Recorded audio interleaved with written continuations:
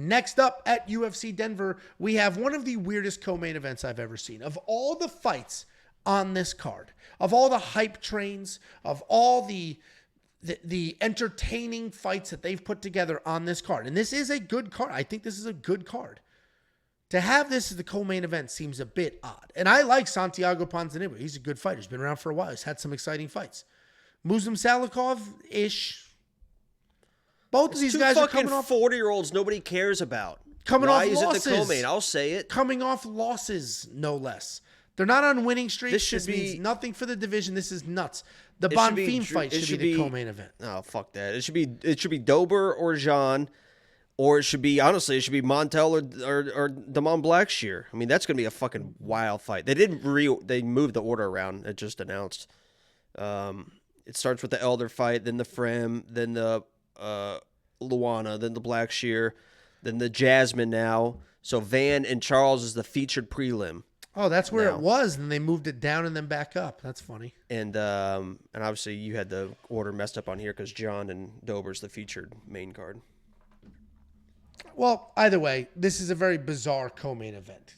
A couple of older gentlemen on the back nine of their career, neither one of them on a win streak or anything to that effect. We do have Santiago Ponzinibbio, 29-7, 2-3, 2-3. I'm repeating that for emphasis. In his last 5, coming off the loss to Kevin Holland. He's taking on Muslim Salikhov, 19-5, 2-3 in his last 5, coming off the knockout loss to Randy Brown. Santiago Ponzinibbio is a very good fighter, though. He's a good striker. He likes to stay outside of the pocket. He's got clean strikes. He does a really good job managing that range well. He doesn't have a ton of raw power, but he does have great volume, and he could work a TKO or two in there because of the volume, because of the pressure. He's coming off that loss to Kevin Holland where he was aggressive. He was headhunting, but Kevin just ended up being the better fighter and getting the finish. He's taking on Muslim Salikhov. Solid striker who hits very hard. He's got wrestling in his back pocket if he needs it. The king of Kung Fu holds nothing back. Almost every single strike he throws is a significant strike. He's got really good takedown defense, solid takedown offense, pretty good striking, but he is coming off that just early knockout loss to Randy Brown to make it a 2-fight skid. Both these guys are old. They both can be dangerous. They're both pretty well-rounded. This is another fight where I'm just shocked that somebody is a 2-1 favorite, but I get it's the younger guy by like 6 months. Ponzinibbio is the more well-rounded fighter, the more durable of the two. He should win this fight. He is going to be the pick. But if Muslim Salikhov says, hey, listen, I'm 40. I got to go all in on the wrestling. My chin's clearly gone. Then he could have some success here. But Ponzinibbio is going to be the pick. You can't trust this with your money. What do you think, Jakey boy? I'm going Ponzi. I think it's a coin flip. I don't really care about this fight. Well, that was pretty cut and dry. Do you have any bets on this? Fuck no. I literally have nothing about this fight. It is a very bizarre co-main. I don't know why it's a co-main. It's a bizarre, and this isn't care at all.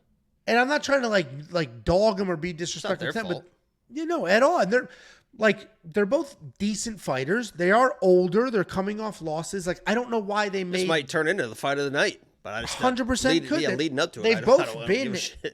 They've both been in fun fights. Neither one of them are typically in boring fights. It's Ponzi's got a sweet gig too. What do you mean a sweet gig? I think he does all. He's like the lead Spanish commentator for all the stuff. Gotcha.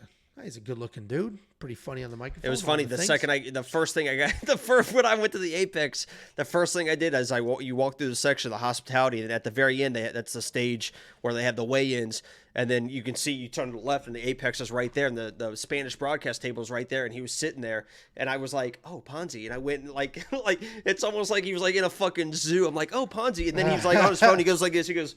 And just stares at me as I'm like taking the picture. I think I had the picture still, but it was pretty funny. I was just like, "Oh, it's Ponzinibbio." And he's just looking right at me. I didn't even say hi to him. I just fucking snapped the picture. It was pretty funny. Let's see if I can find it. Absolute creep.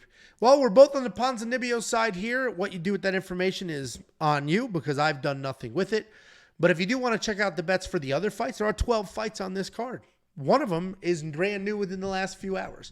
If you want to check out the picks, the bets, the tools, the round line leans, the prop hunter, which is brand new for premium members, you can do that now. WeWantPicks.com. Click become a member. Like he looked right at me, like right after I snapped that. He just was just sitting there. That is funny. We do have a $10 super chat from We Love Brutus. I appreciated Ige's performance until he opened his mouth. He was proud of taking a short notice fight and losing for money. He basically offered Dana his body and has just accepted journey maxing. I completely disagree with that take. I mean, he tried to win that fight and he won the third round. For you to say he was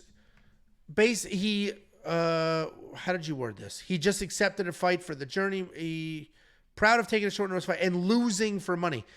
He literally won the third round. He took over in the third round, trying to win that fight.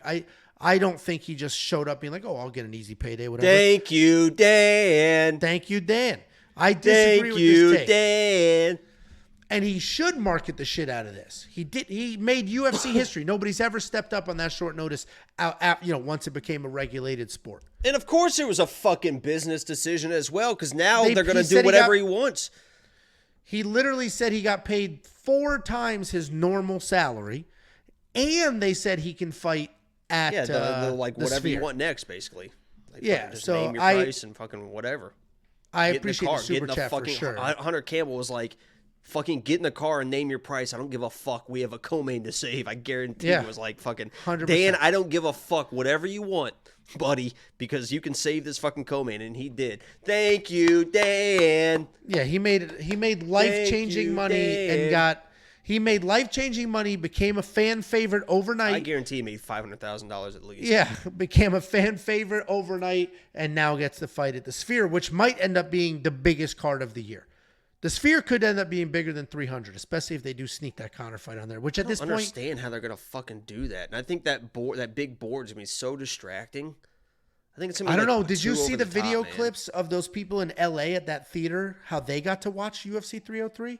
Like you're right on top of it or whatever? The camera is like in the cage and it's like an IMAX theater. So they were like in the cage with the fighters. Fighters are going to like fight like with that going on in the background. It's going to be weird, dude. I think it's going to be weird. Well, I'm looking forward to it. Maybe it is weird, but it's a spectacle.